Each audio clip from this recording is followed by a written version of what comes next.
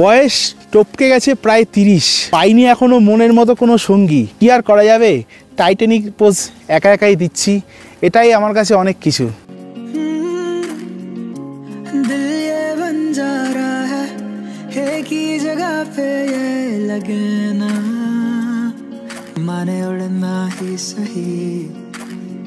ছোটবেলা থেকেই সবার মুখে শুনে আসতাম কাশ্মীরে বরফ দেখতে যাওয়ার গল্প, কিন্তু সেই সৌভাগ্য আমার জীবনে কখনো আসেনি। বড় হওয়ার সাথে সাথে ঘুরতে যাওয়ার প্রবণতা আরও বেড়ে গেল। এক এক করে ট্রেনে, বাসে, পাহাড়ে, সমুদ্রে যাওয়ার স্বপ্নগুলো নিজের চেষ্টায় পূরণ করলাম। কিন্তু যেটার শখ আমার ছিল বরফ দেখা, সেটা পূরণ হলো 2025 সালের মার্চ মাসে পূর্ব সিকিম বেড়াতে গিয়ে। শেষ দিনের এই মুহূর্তগুলো আমার কাছে ছিল হাতে স্বর্গ পাওয়ার মতো। আনন্দের সেই মুহূর্তে আটকে রাখতে পারিনি নিজের চোখের জল। সিকিম ভ্রমণের শেষ মুহূর্তগুলো ঠিক কেমন ছিল সেই গল্প শেয়ার করব আপনাদের সঙ্গে। চলুন যাওয়া যাক বরফের সন্ধানে।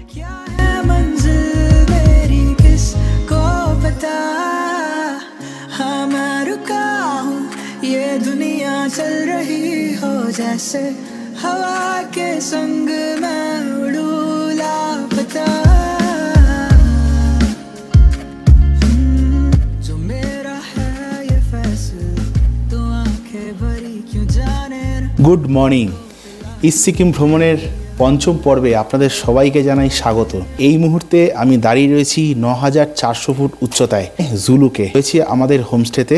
আজকে আমাদের একটু ট্যুর প্ল্যান সম্বন্ধে প্রথমে বলে নিই।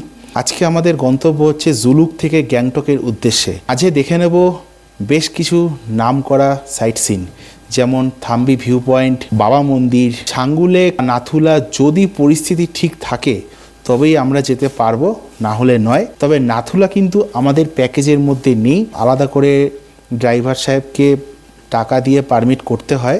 অবস্থা এতটাই শোচনীয়, মার্চ মাসে যে এরকম ওয়েদার থাকবে সেটা আমরা কল্পনাও করতে পারিনি। চতুর্থ পর্বে আপনাদের দেখিয়েছিলাম যে জুলুকে এসে আমাদের রাত্রিবেলা কত সুন্দর ওয়েদার ছিল। কাল সারা রাত এত পরিমাণে বৃষ্টি হয়েছে, কিন্তু তাও ওয়েদার এখানে ক্লিয়ার হয়নি। চারিদিকে আপনারা দেখতেই পাচ্ছেন পুরো ফগি ওয়েদার একদম। যাই হোক, কিছু করার নেই, যেরকম ওয়েদার হবে আমাদের সাথে সেরকম মানিয়ে নিয়ে চলতে হবে। আজকে জুলুক থেকে আমরা মোদ্দা কথা যাব হচ্ছে গ্যাংটকে। এখন ঘড়িতে সময় হয়ে গেছে প্রায় 7:45। আমাদের সকালবেলার চা চলে এসছে, একটু চায়ে চুমুক দিই। আর এখানে কিন্তু টেম্পারেচার কিন্তু এখন -2। এই হচ্ছে জুলুকের ওয়েদার খানিকটা এখন। এই জায়গায় কিন্তু কালকে রাত্রিবেলা ভালো ভিউ পেয়েছিলাম আমরা, কিন্তু এই মুহূর্তে একদমই ভিউ নেই। সারা রাত কালকে বৃষ্টি হয়েছে। 9400 ফুট উচ্চতায় -2 ডিগ্রি টেম্পারেচার, এরকম হাতে গরম গরম চা, শান্তি। আসলে মার্চ মাসে সিকিমের কিন্তু এরকম ওয়েদার হওয়ার কথা ছিল না। তো যখন জুলুকে আপনারা আসবেন আগে থেকে ভালো করে খোঁজ খবর নিয়ে আসবেন, এখানে ঠান্ডার পরিমাণ কীরকম আছে, সমস্ত শীতের জামা কাপড় নিয়ে আসবেন। জীবনে প্রথমবার এই -2 ডিগ্রিতে দাঁড়িয়ে ভীষণ ভালো লাগছে। মানে কি বলবো, আমি কোনো দিনই 13-14 নিচে যাইনি আজ অব্দি। বেশ একটা অন্যরকম অনুভূতি হচ্ছে। এই এক্সপিরিয়েন্সটা শেয়ার করে আমার ভীষণ ভালো লাগছে যে লাইফে প্রথমবার -2 ডিগ্রিতে দাঁড়িয়ে আছি, তাও আবার সিকিমের মতো জায়গাতে। আমাদের ড্রাইভার সাহেব খবর দিলেন আজকেও রাস্তা বন্ধ। চলুন, যেটা হবে সেটাই আপনাদের সাথে শেয়ার করব। বাট আমার ভীষণ ভালো লাগছে, আমার একটুও মন খারাপ নেই যে আমি ওই ভিউ দেখতে পাচ্ছি না বা কিছু না। এই -2 ডিগ্রিটাই আমি খুব ভালো উপভোগ করছি।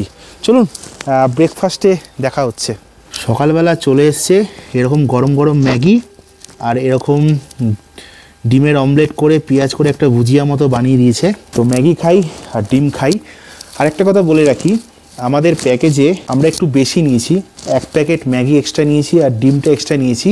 তো আমাদের এক্সট্রা পড়েছে 150। আপনারা যদি চান তো সেটা করতে পারেন, কারণ অনেকটা পথ আজকে আমাদের উপরে যেতে হবে, আবার উপর থেকে রাস্তা ঘুরে ঘুরে গ্যাংটক নামতে হবে। সেই কারণে আমরা আগের দিনও একটু ভারী খাবার খেয়েছিলাম, বাট সেটাও বেশিক্ষণ ছিল না পেটে, তাই আজকেও ভারী খাবার খাচ্ছি। চলুন ম্যাগিটা খেয়ে নিই, খেয়ে দিয়ে আমাদের বেরোতে হবে। ফাইনালি আমাদের হোমস্টেকে বিদায় জানানোর পালা। নিচ থেকে ওপরে উঠে আসলাম। এখানে একটা কথা আপনাদের সবাইকে বলে রাখি, যারা বয়স্করা আপনারা আসবেন, জুলুকে স্টে করবেন, লাগেজ থাকলে অবশ্যই গাড়ির ড্রাইভার এবং হোমস্টের যারা কর্মীরা থাকবেন তাদেরকে বলবেন লাগেজটা তুলে নিয়ে আসতে। কারণ নিচ থেকে লাগেজ তুলতে ভীষণ কষ্ট হবে, আমি নিজে তুললাম কারণ ওনাদের এই মুহূর্তে লোক নেই। জুলুকের আবহাওয়া খানিকটা -2 ডিগ্রি টেম্পারেচার।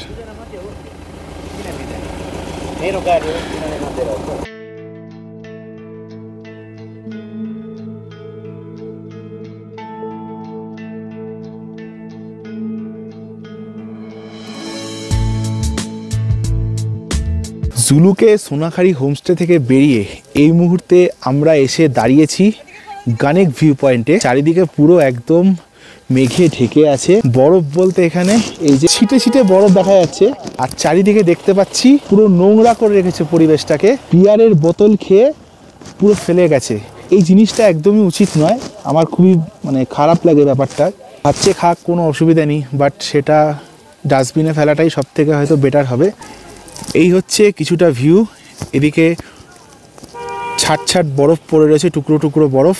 এখানে বেশ কিছু দোকানপাট আছে, চাইলে আপনারা এখান থেকে ম্যাগি মোমো খেতে পারেন। এই হচ্ছে বরফ, এরকম চিনির দানা যেরকম হয় এরকম বরফ। আমাদের গাড়ি দাঁড়িয়ে রয়েছে ওখানে, এখান থেকে সিঁড়ি থেকে নামলে এরকম দেখা যাচ্ছে বরফ। এই যে পয়েন্টটাকে বলা হয় টাইটানিক ভিউ পয়েন্ট, এখানকার লোকাল মানুষরা একে টাইটানিক ভিউ পয়েন্ট বলে। বয়স টপকে গেছে প্রায় 30, পাইনি এখনো মনের মতো কোনো সঙ্গী, পাইনি কোনো মনের মতো কাঁধে কাঁধ রেখে চলার মতো পার্টনার। কি আর করা যাবে, টাইটানিক পোজ একা একাই দিচ্ছি, এটাই আমার কাছে অনেক কিছু। এই হচ্ছে টাইটানিক পোজ, এই মুহূর্তটাই বাঁচতে চাই, এই মুহূর্তটাই আনন্দ করতে চাই, এটাই আমাদের স্মৃতি, এটাই সব কিছু। না হয় হলাম আমরা প্রফেশনাল ব্লগার, এটাই আপনাদের সামনে তুলে ধরছি, এটাই এনজয় করুন। যদি আমাদের এই ইস্ট সিকিম ভ্রমণ ভালো লাগে তাহলে অবশ্যই লাইক করবেন, শেয়ার করবেন এবং সাবস্ক্রাইব করবেন আমার চ্যানেল। আর তাড়াতাড়ি ট্রেনের টিকিট কেটে চলে আসুন ইস্ট সিকিম। চলুন বেরোনো যাক। টাইটানিক ভিউ পয়েন্ট থেকে আমরা এখন রওনা হলাম থাম্বি ভিউ পয়েন্টের উদ্দেশ্যে। চলুন, আগে যেরকম রাস্তা থাকবে সেরকম আপনাদের সাথে শেয়ার করব। বরফ দেখতে পাই আর না পাই, এটাও সিকিমের একটা অন্যরকম মনোমুগ্ধকর পরিবেশ, বেশ ভালো লাগছে। আর গাড়ি যখন চলছে দেখুন 20 থেকে 25 মিটারে কিছু দেখা যাচ্ছে না। আর আমাদের ড্রাইভার সাহেব চোখে পরে নিয়েছেন সানগ্লাস, যাতে কুয়াশা সুবিধা হবে।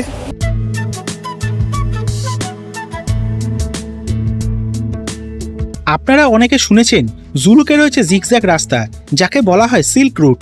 আমরা ইতিমধ্যে সেই রাস্তার মধ্যে দিয়েই যাচ্ছি। আসলে আবহাওয়া খারাপ হওয়ার কারণে সেটা দেখা যাচ্ছে না। সিল্ক রুট নিয়ে কিছু ইতিহাস শেয়ার করব এই ভিডিওর আগে।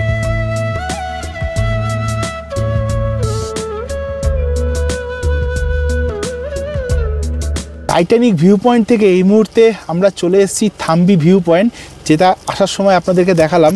আর থাম্বি ভিউ পয়েন্ট হচ্ছে কিন্তু সমুদ্রপৃষ্ঠ থেকে প্রায় 11,200 ফুট উচ্চতায় অবস্থিত। এত ঠান্ডা না, হাত ফাত জমে যাচ্ছে, কথা জড়িয়ে যাচ্ছে। আর রাস্তায় চাপ চাপ বরফ পড়ে রয়েছে, আর এই যে পাহাড়ের গায়ে গায়ে যে বরফগুলো না, জমা জলগুলো এরকম টস টস করে পড়ছে। জীবনে প্রথমবার বরফ দেখার যে অনুভূতি, বাড়িতে তো বরফে ফ্রিজে প্রচুর বরফ দেখেছি, কিন্তু প্রাকৃতিক যে এই বরফ, সেটা দেখার অনুভূতি একদম অন্য রকম। হয়তো ভিউ পাচ্ছি না, দূর থেকে যে ভিউটা দেখা যায় জিগজ্যাগ পয়েন্টের, সেটা হয়তো পাচ্ছি না, বাট এই যে বরফের যে ভিউ যেটা পাচ্ছি, সেটা আমার কাছে এক কথায় অসাধারণ, অনবদ্য, স্পিচলেস, অসাম। আগে যাওয়ার পথে বরফ পরিষ্কার করা গাড়ি আসছে, আর আমাদের গাড়িকে একটু পেছোতে হচ্ছে। ও ভাই সাহ, কি বড় ভাই রে ভাই, ও ভাই কি দারুণ লাগছে, বলে বোঝাতে পারবো না। আসুন সামনে দেখুন, আরো বরফ আছে। এই দেখুন চাপ চাপ পুরো বরফ একদম। সব থেকে খুশির খবর হচ্ছে আমরা থাম্বি ভিউ পয়েন্ট থেকে আরো ওপরে যাচ্ছি। আমাদের ড্রাইভার দাদা বলছে ওপরে যাওয়া যাচ্ছে, তাই আমরা আরও ওপরে যাচ্ছি। এই মুহূর্তে আমি জীবনেও ভুলবো না, অসাধারণ লাগছে, চোখ দিয়ে আমার জল বেরিয়ে আসছে, এত অসাধারণ দুর্দান্ত লাগছে।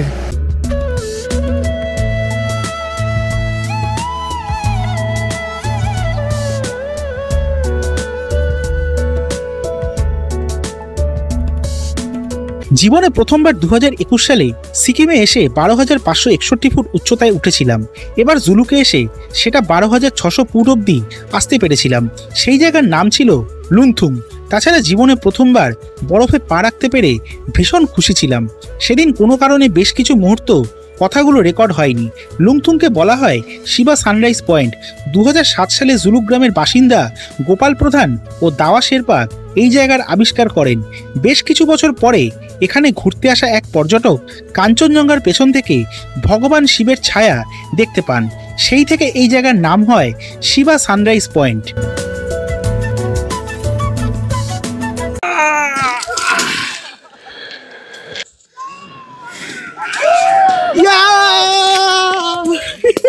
বরফ ধরা যাচ্ছে না হাতে। এই যে দেখুন, সবাই হনুমানজি তুলেছিল সেই পর্বত, আমি তুলেছি বরফের পর্বত। হালকা হতে হবে, অনেকক্ষণ চেপে রেখে দিয়েছি। দারুণ লাগছে, দারুণ।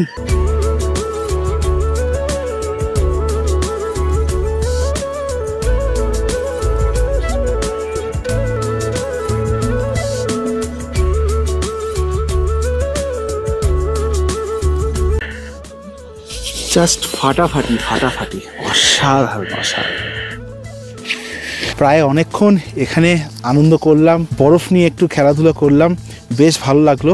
কারণ উপরে তো আর যেতে পারবো না, কারণ এখানের ওয়েদার কখন কি হয় কেউ বলতে পারে না। অনেকেই রিকোয়েস্ট করছে যে ওপর অবধি চলুন, কারণ ওনাদের এক্সপিরিয়েন্স আছে যে ওপর অবধি গেলে হয়তো কিছু একটা হয়ে যেতে পারে, সে কারণে কোনো রিস্ক নিতে পারছে না।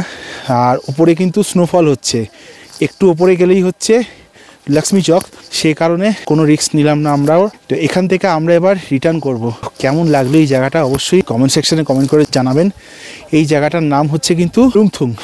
খুব সুন্দর জায়গা, 12,600 ফিট উচ্চতায় অবস্থিত। সব সময় যে ভিউ দেখতে পাবো সেটাও নয়, বরফ দেখার মজাও কিন্তু এক অন্যরকম অনুভূতি দেয় আমাদের। এখন মেঘ আছে, আবার কখন পরিষ্কার হয়ে যাবে কেউ বলতে পারে না। নেক্সট টাইম আবারও আমরা আসব, তখন যাব হচ্ছে আমরা ইস্ট সিকিমে আরও উপরের দিকে, এবং বেশ কিছুটা সাইট সিন আপনাদের সাথে শেয়ার করবো এবং দেখাবো। এবারে আমরা এখান থেকে বেরোবো, যাবো হচ্ছে গ্যাংটকের পথে। চলুন বেরোনো যাক।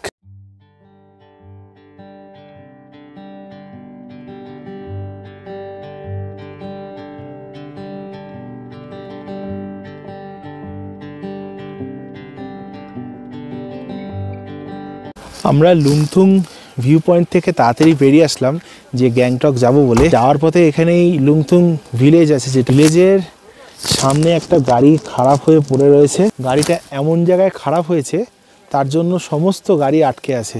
এখান থেকে বেশ ভালো একটা জিগজ্যাগ ভিউ পয়েন্ট দেখা যাচ্ছে। দেখুন, এই হচ্ছে জিগজ্যাগ ভিউ পয়েন্ট, যেটা আসার সময় তো আপনাদের দেখাতে পারিনি। এই হচ্ছে জিগজ্যাগ ভাবে উঠেছে পুরো একদম ওপরের দিকে। সামনে গাড়ি খারাপ হয়ে গেছে, তার জন্য দাঁড়িয়ে রয়েছি। এখানে দাঁড়িয়ে দাঁড়িয়ে আবার দেখছি স্নোফল হচ্ছে। এ দেখুন, গায়ের মধ্যে ছোট ছোট ছোট ছোট দানা মতো পড়ছে। দাদা স্নোফল হচ্ছে তো, একদম একদম স্নোফল হচ্ছে। উপরে থাকলে কিন্তু চাপ হয়ে যেত, এখানেই স্নোফল হচ্ছে। গাড়িটা ঠিক হতে আর 10-15 মিনিট লাগবে।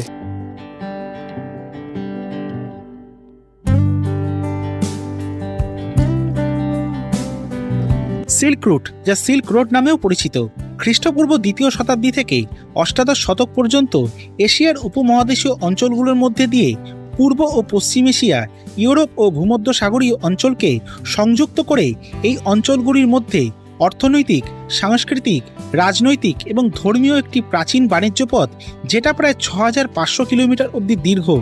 এই পথের নামকরণ করা হয়েছে চীনা সিল্ক ব্যবসার নাম থেকে, যা হান রাজত্বকালে আরম্ভ হয়েছিল। যদিও সিল্কই ছিল তখন প্রধান পণ্য, অন্যান্য নানা পণ্য এই পথে আনা নেওয়া করা হতো। দক্ষিণ ইউরোপ হতে সৌদি আরব, সোমালিয়া, মিশর, পারস্য, ভারত, বাংলাদেশ, জাভা এবং ভিয়েতনাম হয়ে চীন পর্যন্ত চলে গেছে। এটি নতুন করে চালুর উদ্যোগ নেওয়া হয় 2014 সালে। উদ্দেশ্য 3 মহাদেশব্যাপী যোগাযোগ অবকাঠামো নির্মাণ ও আন্তর্জাতিক অর্থনৈতিক অঞ্চল ও করিডোর প্রতিষ্ঠা, যার আওতায় রয়েছে 68টি দেশ ও 60% জনসংখ্যা। 2014 সালে জুন মাসে ইউনেস্কো সিল্ক রোডের চাওয়ান তিওয়ানসাং করিডোরকে বিশ্ব ঐতিহ্য হিসাবে স্থান দিয়েছে। ঘড়িতে সময় এই মুহূর্তে প্রায় 3:15। লুক থেকে অলমোস্ট প্রায় আমরা 2.5 ঘন্টা জার্নি করে এই মুহূর্তে চলে এসেছি রোরাথাং। পাশেই বয়ে যাচ্ছে হচ্ছে রংপোচু রিভার, আর এখান থেকে গ্যাংটকের ডিস্টেন্স হচ্ছে 50 কিলোমিটার। সময় লাগবে অলমোস্ট প্রায় 2 থেকে 2.5 ঘন্টা মতো। এখানে আমরা দুপুরে লাঞ্চ করার জন্য একটু দাঁড়িয়েছি। আমরা ওইখান থেকে এলাম, এই ঠিক নিচ থেকেই নেমে যাচ্ছে রংপোচু রিভার। এখানে লেখা রয়েছে Rangpo 11 kilometre, Pakyong airport 21 kilometre, Ranipool 39 kilometre, Gangtok 50 kilometre. আর আমরা এইখানেই করে নেব আমাদের দুপুরের লাঞ্চ। রেস্টুরেন্টের ভেতর দিয়ে ঢুকলাম, কাছে চলে এসছে এখন চিকেন মোমো। পাশেই রয়েছে হচ্ছে রোরাথাং রংপোচু রিভার, আর ওই পাশে রয়েছে রোরাথাং ব্রিজ। এত পরিমাণে খিদে পেয়েছে, নিয়ে নিয়েছি চিকেন মোমো, সাথে আবার ডবল আন্ডা ডবল ম্যাগি। প্রচুর খিদে পেয়েছে, খাওয়া দাওয়া কমপ্লিট করি। আর টেস্ট নিয়ে কিছু বলবো না, কেন পাহাড়ের ম্যাগি মোমোর প্রচুর টেস্টের রিভিউ দিয়েছি, আর দিচ্ছি না। আর মোমো খাওয়ার পরে আমরা নিয়ে নিয়েছি হচ্ছে ডাবল ম্যাগির সাথে ডাবল এগ, সাথে পেঁয়াজ।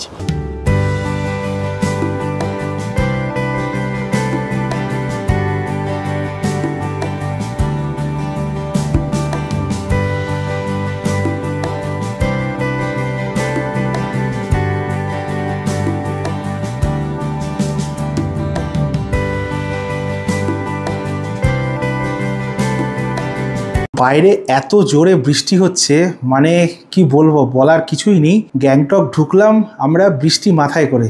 প্রথমে আমরা গাড়ি করে নামলাম হচ্ছে ডিস্ট্রিক্ট কোর্ট বলে একটা ট্যাক্সি স্ট্যান্ড আছে সেখান থেকে আমাদের আবার একটা শেয়ার কার করে আসতে হলো 300 টাকা এমজি মার্গের কাছে গুরুটাশি হোটেলে এই মুহূর্তে পৌঁছে গেছি। এটাও কিন্তু আমাদের একদম প্যাকেজের মধ্যেই আছে। ইভিনিং স্ন্যাক্স দেবে হচ্ছে চা পকোড়া, এবং রাত্রিবেলা হচ্ছে ডিনারও আছে সাথে। তো আপনাদের রুমটা একবার দেখিয়ে দিই। জাস্ট একদম এমজি মার্গ থেকে পায়ে হেঁটে 150 মিটার মতো। বাইরেটা পরে দেখাবো, কারণ প্রচুর পরিমাণে বৃষ্টি হচ্ছে এখন। আপনাদের রুমের ভেতরটা একবার দেখিয়ে দিচ্ছি, দেখে নিই রুমটা। এইটা হচ্ছে হোটেলের এন্ট্রি গেট। এখান থেকে একটুখানি গেলেই হচ্ছে মেন রোড। এন্ট্রি গেট থেকে আসলেই এখান থেকে নিচে যেতে হয়। হোটেলটা হচ্ছে ডাউন সাইডে, নিচে যাওয়ার দরকার নেই। আমাদের রুম হচ্ছে এইটা 406 নম্বর রুম। এখানে হচ্ছে একটা ডবল বেড রয়েছে, সাথে একটা টেবিল, ল্যান্ডফোন রয়েছে রিসেপশনে ফোনের জন্য, লাইট জ্বালানোর জন্য একটা চাবি দিয়ে রেখেছি, একটা লাইট রয়েছে, টিভি রয়েছে যেটা আমাদের দরকার নেই। এখানে রয়েছে একটা বিশাল বড় উইন্ডো খুললেই দেখা যাবে কে কি করছে। আর এখানে হোটেলের সমস্ত কিছু রুলস অ্যান্ড রেগুলেশন লেখা রয়েছে। এখানে রয়েছে একটা ছোট্ট আলমারি টাইপস, এখানে আমাদের ভেজা জ্যাকেটগুলো এখন শোকাচ্ছে। এখানে একটা টেবিল রয়েছে, এটা রয়েছে একটা আয়না। ওয়াশরুমে গিজারও রয়েছে, চাইলে আপনারা গরম জল ইউজ করতে পারেন। কোমোড রয়েছে, বেশ ভালো সুন্দর, সাথে বেসিনও রয়েছে। আপনাদেরকে হোটেলটা দেখিয়ে দিলাম।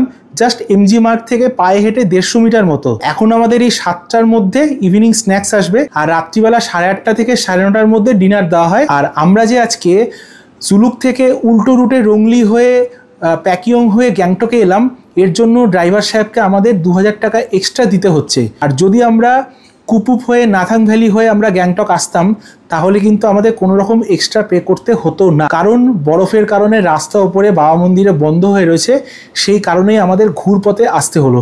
সময় হয়ে গেছে আমাদের ঘড়ি কাটায় 8টা। 6টার সময় এসছি, আমাদের স্ন্যাক্স দেবে করে রাত্রি 8টার সময় আমাদের স্ন্যাক্স দিয়েছে এই দুজনের জন্য এইটুখানি পকোড়া তো আমার নিজের পেটেই চলে যাবে। 1টার সময় চা আর স্ন্যাক্স খেয়ে 8:30টার সময় নাকি আবার ডিনার আসবে।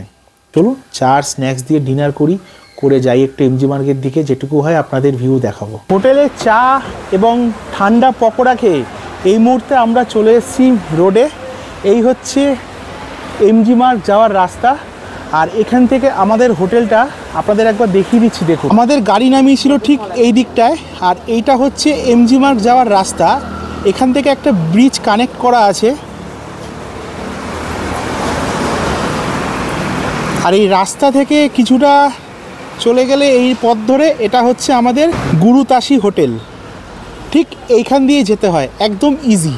2021-এ গ্যাংটক এসেছিলাম আর 2025-এ আবারও চলে এসেছি গ্যাংটকের এমজি মার্গে। এখানে হাঁটতে হাঁটতে একটা দোকান আমার বেশ পছন্দ হলো, এখান থেকে বাড়ির জন্য বেশ কিছু গিফট আইটেম কিনলাম।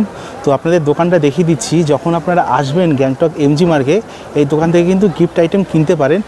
দামটা একটু বেশি, বাট কিছু করার নেই, পরিবারের জন্য কিছু নিয়ে যেতে গেলে এটুকু তো স্যাক্রিফাইস করতেই হবে। এটাই হচ্ছে দোকানটা, gift shop, arts gift shop, new market, Gangtok, Sikkim.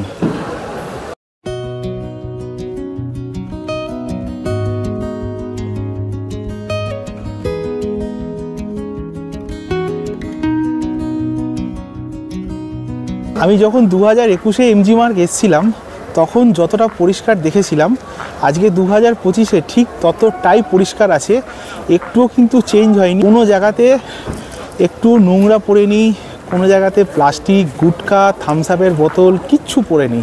প্রত্যেকটা জায়গায় জায়গায় ডাস্টবিন রাখা আছে, ভালো লাগছে। বাট আমাদের কাছে এবারে সময় খুবই কম, সেই কারণে আমরা পুরো এমজি মার্গটা হয়তো ঘুরতে পারছি না। ঘড়িতে এখন প্রায় সময় হয়ে গেছে রাত 8:15। লাল মার্কেট থেকে উঠে এমজি মার্গের একদম শেষ মাথায় চলে এসেছিলাম। এমজি মার্গের শেষ মাথা হচ্ছে, তোমরা বুঝতে পারবে, খান আঙ্কেলের বিরিয়ানি রেস্টুরেন্ট। তো আগেরবারও ওখানে এসেছিলাম, আমি কিছু খেতে পারিনি, এবারেও মিস করে গেলাম। কিছু করার নেই, আমাদের হাতে এবারে একদমই সময় নেই, রাত্রি অনেকটাই হয়ে গেছে। তাই এখন যাচ্ছি গান্ধী মূর্তির সামনে, যেখানে এমজি মার্গ শুরু, আর মাঝখানে রয়েছে রেড পান্ডার একটা মূর্তি, যেটা আমি 2021-এও এসেছিলাম। চলুন।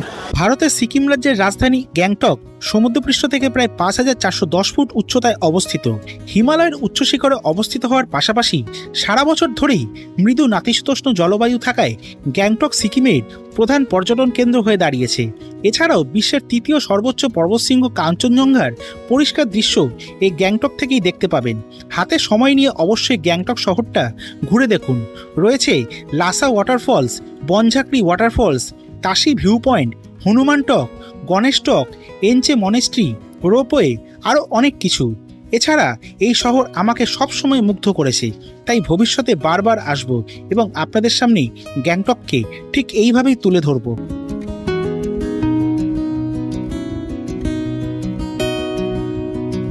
গ্যাংটকে থাকার মতো কিন্তু প্রচুর হোটেল আছে। আপনারা যদি চান এমজি মার্গের পাশে হোটেলে থাকবেন, সেক্ষেত্রে কিন্তু প্রচুর হোটেল পেয়ে যাবেন। বাজেট হবে মোটামুটি আপনি ধরে রাখুন 2,000 থেকে 3,000 টাকা অবধি। এছাড়াও যদি আপনি চান এখানে এসে বাঙালি খাবার ট্রাই করবেন, তাহলে কিন্তু বাঙালি খাবার আপনি খেতে পারেন। প্রচুর বিভিন্ন রকমের টেস্টের কিন্তু বাঙালি খাবার পেয়ে যাবেন। হাঁটতে হাঁটতে চলে এসেছি এমজি মার্গের গান্ধী মূর্তির পাদদেশে, যেখানে রয়েছে মহাত্মা গান্ধীর একটি মূর্তি, যার নামে এই এমজি মার্গ নামাঙ্কিত। আর এখানে লেখা রয়েছে হোলি সেলিব্রেশন, আর কালকেই আছে হচ্ছে হোলি। তো এখানে হোলির উৎসবে গ্যাংটক মেতে উঠবে, দারুণ একটা সময় কাটবে। বাট কালকে আমরা গ্যাংটককে বিদায় জানাবো। নেক্সট টাইম যখন আবার গ্যাংটক আসবো তখন আবার ভালো করে গ্যাংটক ঘুরবো। এমজি মার্গে ঘুরতে ঘুরতে বাড়ির জন্য কিছু গিফট আইটেম কিনলাম। ছোট্ট করে একটা গ্লাভস কিনলাম এখান থেকে। গ্লাভসের দাম নিল হচ্ছে মাত্র 180 টাকা। নিয়ে নিয়েছি এখান থেকে 40 টাকা দিয়ে একটা ভ্যানিলা উইথ চকলেট স্কুপ। খেতে বেশ মিষ্টি মিষ্টি, ভালো লাগছে। ঘড়িতে সময় এই মুহূর্তে প্রায় 9:10, আর আমাদের ফিরতে হবে এখন হোটেলে। 9:30টার সময় আমাদের ডিনার টাইম রয়েছে। চলুন একেবারে হোটেলে গিয়ে কথা হচ্ছে।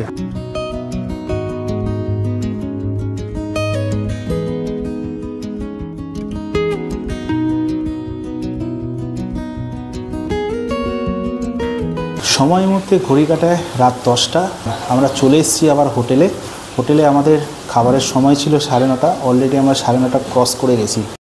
রাত্রের খাবারে চলে এসছে আমাদের গরম গরম ফ্রাইড রাইস, আর এদিকে 3 পিস চিকেন। খাবার খেয়ে বলছি খাবারের টেস্ট কীরকম, তারপর বাকি কথা হোটেলের রুমে গিয়ে আপনাদের সাথে বলবো। নিচ থেকে চলে এলাম আমরা খাবার খেয়ে। অ্যাকচুয়ালি এই হোটেলের খাবার জায়গাটা হচ্ছে, ডাইনিং প্লেসটা একদম আন্ডারগ্রাউন্ডে। খাবার দাবারের টেস্ট কিন্তু এখানেও ভালো পেয়েছি আমরা, খুবই একদম লাইট খাবার। মাংসও ভালো ছিল, বড় বড় 3 পিস ছিল, আর সাথে ছিল ফ্রাইড রাইস। আমরা লাস্টে একটু বললাম রাইস নেব, তো আমাদের দিয়েছে। তো প্যাকেজের মধ্যে এইটুকুই আসবে।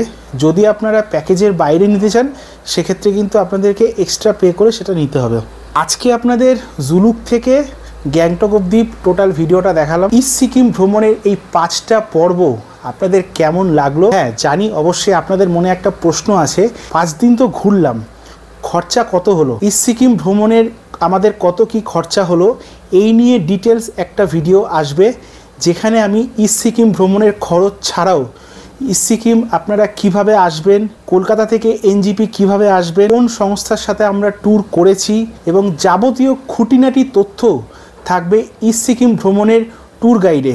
আজকের এই ভিডিওতে আমি ট্যুর গাইড দিলে ভিডিওটা অনেক বড় হয়ে যাবে, যদিও ভিডিওটা আরও বড় হতো যদি আমরা ছাঙ্গু লেক, নাথুলা, বাবা মন্দির, কুপুব ভিলেজ, নাথাং ভ্যালি যেতাম, বাট এবারও ব্যাড লাক, আমি যেতে পারলাম না। এখানেই শেষ করছি ইস্ট সিকিম ভ্রমণের 5ম পর্ব। যদি ভিডিওটা ভালো লেগে থাকে তাহলে অবশ্যই একটা লাইক করবেন এবং সবার সাথে শেয়ার করবেন, আর চ্যানেলটা অতি অবশ্যই সাবস্ক্রাইব করে আমার পাশে থাকবেন। অনেক আশা নিয়ে বানিয়েছি আমি ইস্ট সিকিম ভ্রমণ, আপনাদের হয়তো হেল্প হবে, যদি হেল্প হয় অবশ্যই আমাকে একটা থ্যাঙ্কস জানাবেন। ফিরছি ইস্ট সিকিম ভ্রমণের শেষ পর্বে ট্যুর গাইড নিয়ে, ততক্ষণ সবাই ভালো থাকবেন, সুস্থ থাকবেন। আর হ্যাঁ, গ্যাংটক থেকে কলকাতায় কিভাবে আমরা ফিরলাম সেটাও থাকবে ইস্ট সিকিম ভ্রমণের লাস্ট পর্বে। দেখা হচ্ছে খুব তাড়াতাড়ি ইস্ট সিকিম ভ্রমণের ট্যুর গাইড নিয়ে, ততক্ষণ সবাই ভালো থাকবেন, সুস্থ থাকবেন। দেখা হচ্ছে খুব তাড়াতাড়ি। Good night.